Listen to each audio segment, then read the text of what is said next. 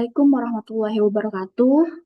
Saya Norin Nazmi Likreahyan, NIM 24030102054. Pada kesempatan kali ini, saya akan mempresentasikan materi mengenai transaksi persediaan antar perusahaan untuk mata kuliah Akuntansi Keuangan Lanjutan 1. Pada materi ini, saya akan membahas bagaimana transaksi persediaan yang terjadi antara perusahaan-perusahaan yang masih memiliki hubungan kepemilikan diperlakukan dalam laporan keuangan konsolidasi.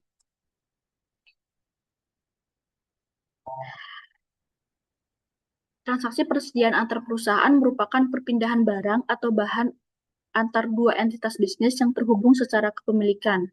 Hal ini dapat mencakup pembelian, penjualan, atau pemindahan persediaan dalam rangka operasional atau strategi manajemen yang ditetapkan oleh perusahaan induk. Jadi secara sederhananya, transaksi persediaan antar perusahaan adalah transaksi yang terjadi antara perusahaan yang masih memiliki hubungan kepemilikan. Transaksinya bisa berupa pembelian, penjualan, ataupun pemindahan persediaan. Misalnya, perusahaan induk menjual barang kepada anak perusahaan. Secara masing-masing perusahaan, transaksi tersebut memang dicatat sebagai penjualan dan pembelian. Tetapi ketika laporan keuangannya digabungkan, transaksi tersebut perlu diperhatikan karena induk dan anak perusahaan dianggap sebagai satu kesatuan dalam laporan konsolidasi. Nah, tinjauan mengenai entitas konsolidasi. Laporan keuangan konsolidasi menyajikan posisi keuangan dan hasil operasi induk perusahaan dari satu atau lebih anak perusahaan, seakan-akan entitas-entitas individual tersebut adalah satu entitas atau perusahaan.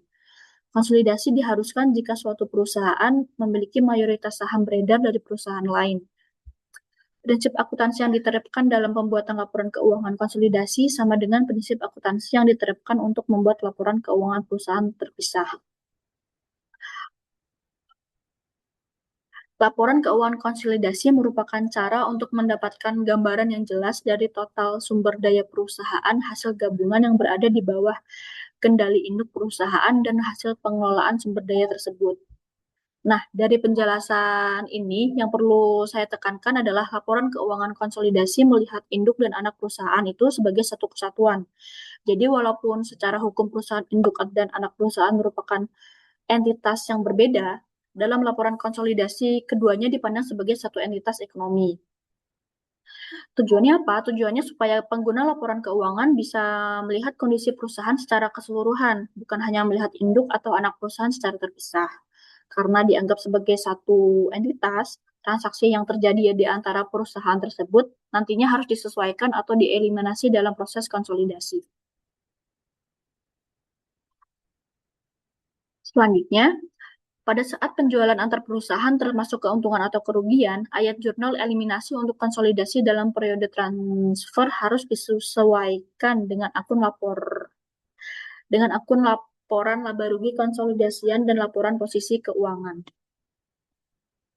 Nah, jadi ketika transaksi antar perusahaan menghasilkan keuntungan atau kerugian, kita tidak bisa langsung menggunakan angka yang tercatat di masing-masing perusahaan untuk laporan konsolidasi. Perlu dibuat jurnal eliminasi agar transaksi internal tersebut tidak membuat laporan konsolidasi menjadi terlalu besar atau menunjukkan keuntungan yang sebenarnya belum terrealisasi dari sudut pandang perusahaan secara keseluruhan.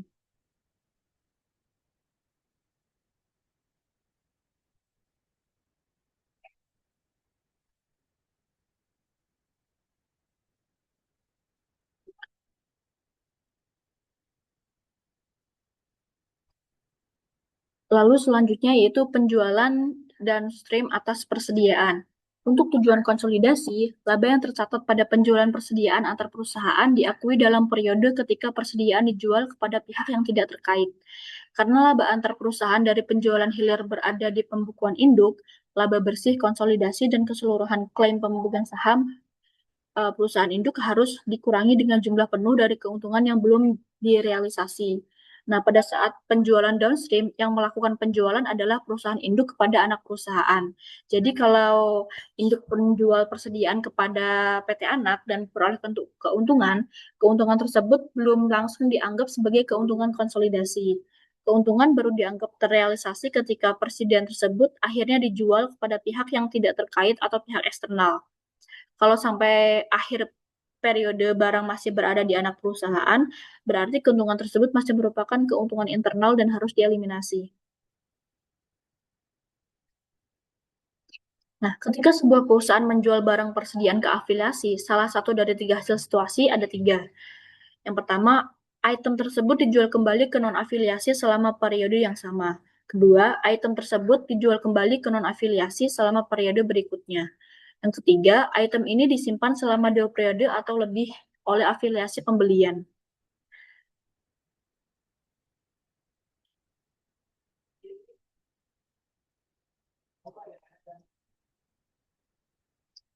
Selanjutnya kita masuk ke ilustrasi.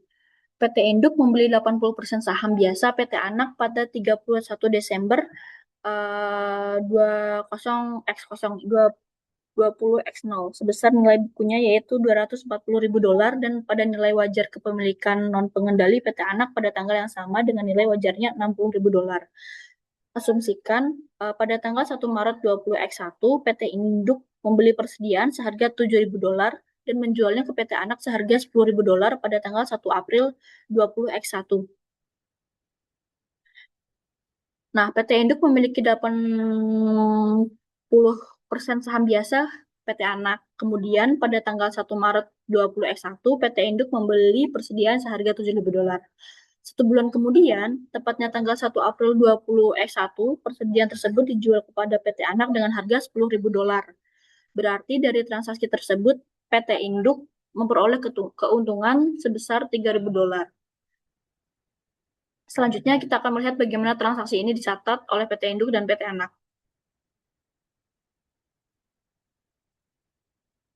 Nah, 1 Maret 20x1 tercatat persediaan di debit, kas di kredit. Itu pembelian persediaan.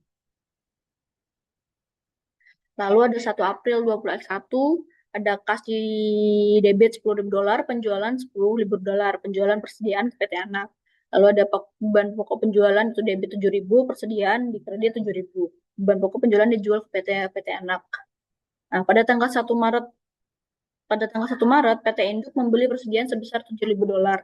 Jadi, persediaan bertambah sebesar $7.000 dan kas berkurang dengan jumlah yang sama. Kemudian, pada tanggal 1 April, PT Induk menjual persediaan tersebut kepada PT Anak seharga $10.000. PT Induk mencatat kas sebesar $10.000 dan penjualan sebesar $10.000.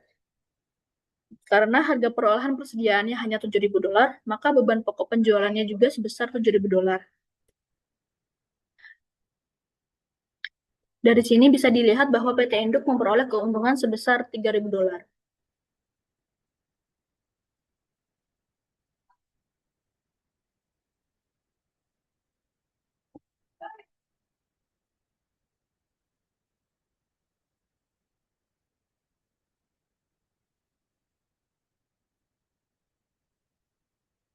Nah, 1 April 20x1 persediaan $10.000 di debit, kas $10.000 di kredit. Pembelian persediaan dari PT Induk. Sedangkan dari sisi PT Anak, transaksi ini dicatat sebagai pembelian persediaan. PT Anak mencatat persediaan sebesar $10.000 dan kas sebesar $10.000. Jadi dari pembukaan masing-masing perusahaan, transaksi ini memang sudah benar. PT Induk mencatat penjualan, sedangkan PT Anak mencatat pembelian. Tetapi untuk laporan konsolidasi, kita harus melihat transaksi ini dari sudut pandang induk dan anak sebagai satu kesatuan. Lalu, ilustrasi penjualan kembali pada periode transfer antar perusahaan. Pada tanggal 5 November 20x1 PT Anak menjual persediaan yang dibeli PT Induk ke PT non-afiliasi seharga $15.000. Ayat jurnal yang dibuat PT Anak 5 November 20x1 itu ada di kas $15.000 di debit, penjualan kredit $15.000, penjualan persediaan ke PT non-afiliasi. Lalu ada beban pokok penjualan di debit $10.000 dan persediaan di kredit $10.000. Sekarang persediaan tersebut akhirnya dijual oleh PT Anak kepada pihak non-afiliasi pada tanggal 5 November 2021 dengan harga $15.000. PT Anak mencatat penjualan sebesar $15.000 dan beban pokok penjualan sebesar $10.000 sesuai dengan harga persediaan yang dibeli PT Induk. Artinya pada tahap ini persediaan sudah keluar dari kelompok perusahaan dan dijual kepada pihak eksternal. Nah, diperlukan jurnal eliminasi. Penjualan di debit 10.000, HPP di kredit 10.000. Eliminasi penjualan persediaan antar perusahaan.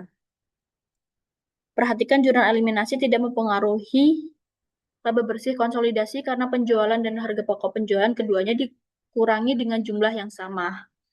Nah, walaupun persediaan sudah dijual ke pihak non-afiliasi, transaksi awal antara PT Induk dan PT Anak tetap perlu dieliminasi.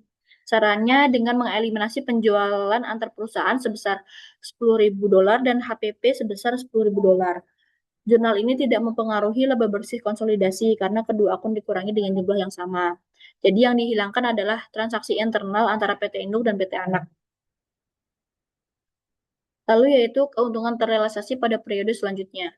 Ketika persediaan dijual kepada afiliasi, untung dan persediaan tidak dijual kembali selama periode yang sama, penyesuaian yang tepat diperlukan untuk menyiapkan laporan keuangan konsolidasi dalam periode penjualan antar perusahaan dan dalam setiap periode berikutnya, sampai persediaan dijual kepada pihak non-afiliasi.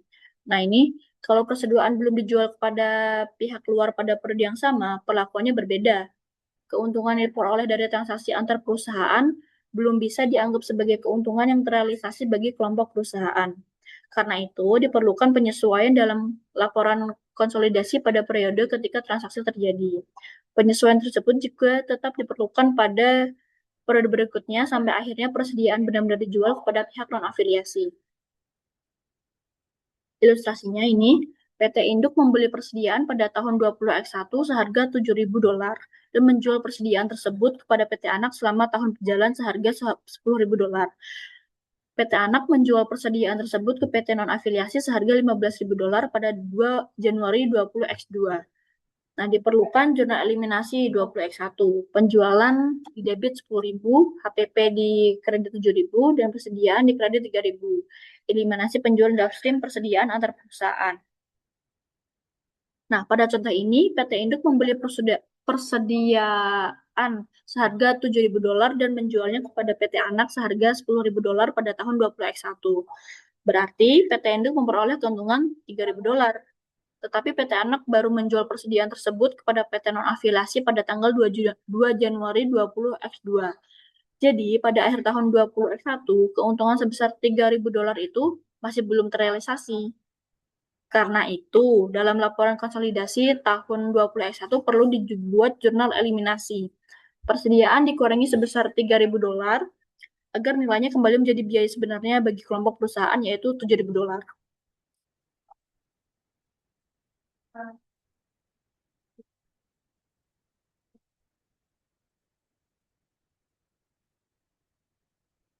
Selanjutnya yaitu persediaan dimiliki 2 periode atau lebih. Perusahaan dapat menanggung biaya persediaan yang dibeli dari afiliasi selama lebih dari 1 periode akuntansi. Sebagai contoh, biaya suatu barang mungkin berada dalam lapisan persediaan LIFO dan akan dimasukkan sebagai bagian dari saldo perusahaan persediaan sampai lapisan tersebut dilikuidasi. Sebelum likuidasi, jurnal eliminasi diperlukan dalam kertas kerja konsolidasi setiap kali laporan konsolidasi yang disiapkan untuk menyajikan kembali persediaannya kepada biayanya kepada entitas yang dikonsolidasikan. Jadi persediaan yang diberi dari perusahaan afiliasi bisa saja masih tersimpan di selama lebih dari 1 periode akuntansi. Selama persediaan tersebut belum dijual kepada pihak eksternal, keuntungan internal yang terdapat di dalam nilai persediaan masih harus dieliminasi. Karena itu, jurnal eliminasi tetap diperlukan setiap kali laporan konsolidasi disusun selama persediaan tersebut masih dimiliki. Selanjutnya ilustrasinya, jika PT Anak terus memegang persediaan yang dibeli dari PT Induk, jurnal eliminasi berikut diperlukan di kertas kerja konsolidasi setiap kali terkonsolidasi neraca disiapkan selama bertahun-tahun setelah tahun penjualan atau perusahaan selama persediaan diadakan. Saldo laba 1 Januari ada $3.000, persediaan di debit $3.000, eliminasi keuntungan persedia awal. Catatan, tidak ada penyesuaian laporan laba rugi diperlukan dalam periode setelah antar perusahaan dijual sampai persediaan dijual ke pihak eksternal kepada entitas yang dikonsolidasi. Nah, dalam contoh ini, PT Anak itu masih terus memegang persediaan yang dibeli dari PT Induk. Maka pada periode berikutnya, keuntungan persediaan awal sebesar $3.000 masih harus dieliminasi melalui saldo laba dan persediaannya. Namun, tidak perlu lagi melakukan penyesuaian pada laporan laba rugi selama persediaan tersebut belum dijual kepada pihak eksternal. Jadi, fokus penyesuaiannya berada pada saldo laba awal dan persediaan. Selanjutnya itu penjualan upstream atas persediaan. Ketika penjualan persediaan hulu terjadi dan persediaan dijual kembali oleh induk kepada non-afiliasi selama periode yang sama, semua jurnal eliminasi dalam kertas kerja konsolidasi identik dengan yang ada di dalam kasus hilir. Nah, sekarang kita balik ke penjualan upstream. Kalau sebelumnya downstream merupakan penjualan dari induk kepada anak, maka upstream merupakan penjualan dari anak kepada induk. Nah, dalam kondisi ini ketika persediaan kemudian dijual kembali kepada pihak non-afiliasi pada periode yang sama, jurnal eliminasi yang digunakan pada dasarnya sama dengan kasus downstream. Jadi yang membedakan terutama adalah siapa yang melakukan penjualan awal, apakah induk atau anak perusahaan. Langsung masuk ke ilustrasi. Pada tanggal 1 Maret 2021, PT Anak membeli persediaan senilai $7.000 dan 1 April 2021 menjual ke PT Induk seharga $10.000. Pada tanggal 2 Januari 20X2, PT Induk menjual ke PT non-afiliasi seharga $15.000. Jurnal eliminasi yang dibuat, penjualan di debit $10.000, beban pokok penjualan di kredit $7.000, persediaan di kredit $3.000. Eliminasi keuntungan penjualan hulu atas persediaan perusahaan. Nah, maksudnya pada contoh ini, yang melakukan penjualan pertama adalah PT Anak. Lalu PT Anak membeli persediaan seharga $7.000 dan kemudian menjualnya kepada PT Indo seharga $10.000. Berarti PT Anak memperoleh keuntungan sebesar $3.000. PT Indo kemudian menjual persediaan tersebut kepada pihak afiliasi seharga $15.000 pada tanggal 2 Januari 20X2. Karena transaksi antara PT Anak dan PT Induk merupakan transaksi internal, keuntungan $3.000 tersebut perlu dieliminasi dalam laporan konsolidasi. Nah, ini selanjutnya ilustrasi penjualan dari satu anak perusahaan ke perusahaan lain. PT Induk memiliki 90% saham beredar PT Anak 2 selain dari 80% kepemilikannya di PT Anak. Jika PT Anak menjual persediaan dengan keuntungan sebesar $3.000 ke PT Anak 2 seharga $10.000 dan PT Anak 2 masih memiliki semua persediaan sampai akhir periode, maka ayat jurnal eliminasinya penjualan di debit $10.000, beban pokok penjualan di kredit $7.000, persediaan di kredit $3.000. Nah, pada contoh ini transaksi terjadi bukan antara induk dan anak, tetapi antara PT Anak dengan PT Anak 2. PT Anak menjual persediaan kepada PT Anak 2 dengan keuntungan sebesar $3.000. Karena PT Anak 2 masih memiliki seluruh persediaan sampai akhir periode, berarti keuntungan tersebut masih belum terrealisasi bagi kelompok perusahaan. Maka penjualan sebesar $10.000, beban pokok penjualan sebesar $7.000, dan keuntungan yang terdapat dalam persediaan sebesar $3.000 itu harus disesuaikan melalui jurnal eliminasi. Selanjutnya yaitu biaya yang terkait dengan transfer. Ketika persediaan ditransfer dari satu afiliasi ke yang lain, beberapa biaya tambahan seperti pengiriman sering terjadi dalam transfer. Biaya ini harus diperlakukan dengan cara yang sama seolah-olah afiliasi adalah divisi operasi dari satu perusahaan. Jika biaya tambahan akan diinventarisasi dalam mentransfer unit dari satu lokasi ke lokasi lain dalam perusahaan yang sama, perlukaan itu juga akan sesuai untuk konsolidasi. Nah, maksudnya itu selain harga persediaan, dalam proses transfer juga bisa muncul biaya tambahan seperti biaya pengiriman. Nah, biaya tersebut tidak bisa diabaikan begitu saja. Pelakuannya harus disesuaikan dengan bagaimana biaya tersebut diperlakukan apabila perpindahan barang terjadi antar divisi dalam satu perusahaan. Jadi, dalam laporan konsolidasi, kita juga melihat transaksi tersebut seolah-olah perpindahan terjadi di dalam satu perusahaan. Ini selanjutnya itu ilustrasi lebih rendah biaya atau pasar. PT Anak menurunkan nilai persediaan $35.000 menjadi nilai pasar yang lebih rendah sebesar $25.000 pada akhir tahun dan mencatat ayat jurnal berikut. Kerugian dari penurunan nilai persediaan di debit $10.000, persediaan di kredit $10.000. Itu penurunan nilai persediaan ke nilai pasar. Ayat jurnal eliminasinya, penjualan di debit $35.000, beban pokok penjualan di kredit $20.000, persediaan di kredit $5.000, dan kerugian dari penurunan persediaan di kredit $10.000. Nah, pada ilustrasi ini, PT Anak memiliki persediaan sebesar $35.000. Kemudian pada akhir tahun nilai pasarnya turun menjadi $25.000. Jadi terjadi penurunan nilai sebesar $10.000. PT Anak kemudian mencatat kerugian dari penurunan nilai persediaan sebesar $10.000. Dalam laporan konsolidasi, dibuat jurnal eliminasi untuk menyesuaikan transaksi dan nilai persediaan agar penyajiannya sesuai dengan kondisi entitas konsolidasian. Selanjutnya yaitu penjualan dan pembelian sebelum afiliasi. Terkadang perusahaan yang menjual persediaan satu sama lain kemudian bergabung bersama dalam satu kombinasi bisnis. Perlakuan konsolidasi keuntungan pada transfer persediaan yang terjadi sebelum kombinasi bisnis bergantung pada apakah perusahaan pada saat itu independen dan transaksi penjualan merupakan hasil dari tawar-menawar yang panjang. Sebagai aturan umum, efek transaksi yang bukan hasil dari tawar-menawar yang panjang harus dihilangkan. Namun, penggabungan dua perusahaan tidak selalu berarti bahwa transaksi sebelumnya dengan satu sama lain tidak sesuai keadaan sekitar transaksi sebelumnya, seperti harga dan jumlah unit yang ditransfer harus diperiksa. Nah, bagian terakhir ini membahas transaksi yang terjadi sebelum perusahaan menjadi afiliasi. Jadi ada kemungkinan dua perusahaan awalnya berdiri sendiri dan melakukan transaksi persediaan secara normal, kemudian baru setelah itu bergabung dalam suatu kombinasi bisnis. Dalam kondisi seperti ini, perlakuannya perlu dilihat berdasarkan keadaan ketika transaksi tersebut terjadi. Jadi tidak bisa langsung disimpulkan bahwa semua transaksi sebelum afiliasi harus dieliminasi.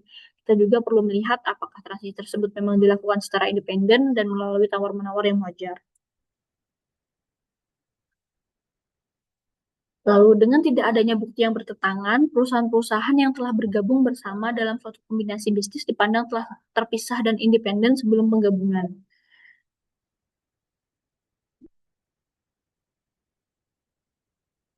Jadi, jika penjualan sebelumnya merupakan hasil dari tawar-menawar yang panjang, mereka dipandang sebagai transaksi antar pihak-pihak yang tidak terkait. Dengan demikian, tidak ada penghapusan atau penyesuaian diperlukan dalam menyiapkan pernyataan konsolidasi setelah kombinasi, bahkan jika persediaan masih dipegang oleh afiliasi. Nah, ini apa artinya? Artinya apabila tidak ada bukti yang menunjukkan sebaliknya, perusahaan yang kemudian bergabung dianggap sebelumnya merupakan perusahaan yang independen. Kalau transaksi penjualan persediaan sebelumnya memang dilakukan melalui tawar-menawar yang wajar, maka transaksi tersebut dianggap sebagai transaksi antara pihak yang tidak terkait. Dengan begitu, transaksi tersebut tidak perlu otomatis dihapus ketika laporan konsolidasi disusun setelah kombinasi bisnis. Terakhir, kesimpulan, laporan keuangan konsolidasian disusun untuk entitas yang dikonsolidasikan seolah-olah perusahaan tersebut adalah satu perusahaan. Oleh karena itu, efek dari semua transaksi antar perusahaan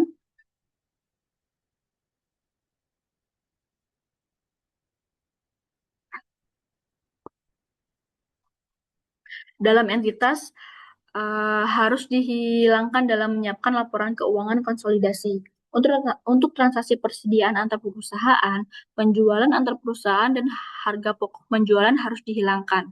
Selain itu, laba antar perusahaan tidak dapat diakui dalam konsolidasi sampai dikonfirmasi oleh penjualan kembali untuk persediaan ke pihak eksternal. Keuntungan antar perusahaan yang belum direalisasi harus dieliminasi sepenuhnya dan dialokasikan secara proporsional terhadap kelompok memegang saham dari afiliasi penjualan. Jika persediaan yang mengandung laba antar perusahaan yang belum direalisasi dijual selama periode tersebut, maka beban pokok penjualan konsolidasi harus disesuaikan dan untuk mencerminkan biaya aktual kepada entitas terkonsolidasi dari persediaan yang terjual. Jika persediaan masih dipegang pada akhir periode, maka harus disesuaikan dengan biaya sebenarnya ke entitas yang dikonsolidasikan.